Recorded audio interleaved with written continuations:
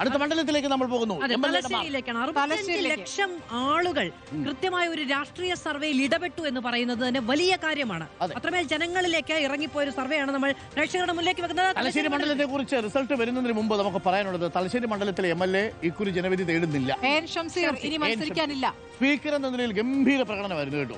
MLA എന്ന നിലയിലും അവിടെ പൊന്നിത്തങ്കം നമ്മൾ നേരിട്ട് പോയി കണ്ടതാ. എന്താണ് ആ പൊന്നിത്തങ്കത്തിന് സംഭവിച്ചത്? ജനങ്ങളുടെ വികാരം നമ്മൾ കണ്ടതാണ്. ജനങ്ങളുമായി എത്രയെത്ര ഫെസ്റ്റുകളാണെന്നറിയോ MLA സംഘടിപ്പിച്ചത്. ഷംസീർ നിറഞ്ഞു നിൽക്കുകയായിരുന്നു തലശ്ശേരി മണ്ഡലത്തിൽ. 23ാം റാങ്കാണ് തലശ്ശേരി MLA ഷംസീറിനുള്ളത്. അതായത് നമുക്ക് മുഖ്യമന്ത്രി പിണറായി വിജയൻ കഴിഞ്ഞാൽ LDF-ൽ നിന്നുള്ള മികച്ച MLA-മാരിൽ ഒരാളാണ്. അവസരം നിഷേധിക്കപ്പെട്ടത് കഷ്ടമാണ്.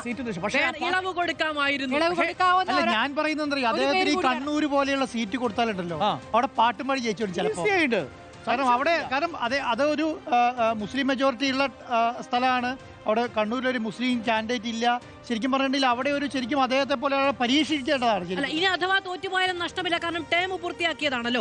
സ്വാഭാവികമായും നോക്കാനുള്ള സാധ്യത കുറവാണ്. കാരണം ഷംസീർ ഒന്ന് ജനകീയ അടിത്തറയുണ്ട്, 2 വിഷനറിയാണ് ഷംസീർ, 3 കോടിയേരി ബാലകൃഷ്ണന്റെ അതാണ് ഏറ്റവും പ്രധാനം. കോടിയേരിക്കൊപ്പം നിന്ന് വളർത്തിയെടുത്തൊരു ലീഡർഷിപ്പ് ക്വാളിറ്റി ഉണ്ട് അദ്ദേഹത്തിന്. പാർട്ടിക്ക് എതിരായിട്ട് അദ്ദേഹം ഒരു ഘട്ടത്തിലും രാഷ്ട്രീയം ആരെയാണ് ഏറ്റവും കൂടുതൽ മിസ് ചെയ്യുന്നത്? അല്ല, കേരളത്തിലെ ഇടതുപക്ഷത്തിന് എപ്പോഴും മിസ്സാവുന്ന ഒരാൾ ഷംസീറിൽ കൂടിയാണ് കാണുന്നത്. ആ അർത്ഥത്തിൽ ഷംസീറിന്റെ പ്രകടനം സൂപ്പർബ് എന്ന് തന്നെ പറയാം, എക്സ്ട്രാ ഓർഡിനറി ആണ് എന്ന് തന്നെ പറയാം. നിർഭാഗ്യവശാൽ ഷംസീറിന് സീറ്റില്ല. അക്കമഴിഞ്ഞ പിന്തുണയാണ് മണ്ഡലത്തിലുള്ളവർ. പക്ഷേ അതിന്റെ ഗുണം കാരായി രാജന് കിട്ടാനാണ് സാധ്യത.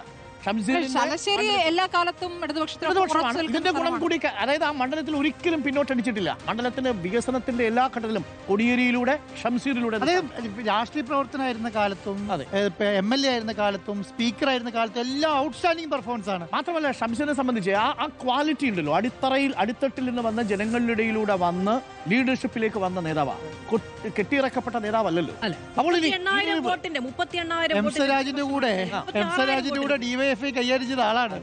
അപ്പോൾ ഇനി നമ്മൾ ഇരവിപുരത്തിലേക്ക് പോകുന്നു. ഇരവിപുരം CPM-ന്റെ M നൗഷാദ് ചർച്ചകളിൽ സജീവമായി. തിരമാലകൾ പോലെ 28ാം റാങ്കാണ് നൗഷാദ്. ചുമ്മാതാണോ ഇരവിപുരത്ത് നൗഷാദിനെ ഭയക്കണം എന്ന് പറയുന്നത്?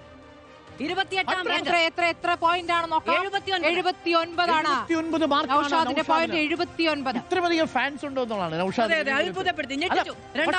നൗഷാദിന്റെ ഇടപെടലുകൾ ഒക്കെ. ആ അർത്ഥത്തിൽ ആ മണ്ഡലത്തിൽ സജീവമായി ഓടി നടക്കുന്ന നൗഷാദിനെ കാണാൻ കഴിയുന്നത്. മന്ത്രിയുടെ പദവിയില്ല, പക്ഷേ ആ ഇരവിപുരം മണ്ഡലത്തിലെ തീരദേശത്തെ മുഴുവൻ ആളുകൾക്കൊപ്പം നൗഷാദിന്റെ പേരുണ്ട്.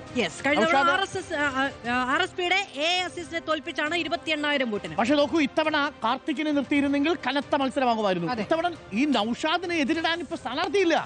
ആ തർക്കം തീർന്നിട്ടില്ലെന്ന് മാത്രമല്ല, അവിടെ RSP നിർത്തിക്കഴിഞ്ഞാൽ നിയമസഭയിൽ ഒരു പ്രശ്നം വരുന്ന സമയത്ത് നൗഷാദിന്റെ ശബ്ദം പുറത്തേക്ക് വരും. ചർച്ചയിലാണെങ്കിലും ശരിയാ, അപ്പോൾ ചർച്ച നടത്തുന്ന സമയത്തും ശബ്ദം കൊണ്ടുപോലും പിടിച്ചിരുത്തി കളയും നൗഷാദ്.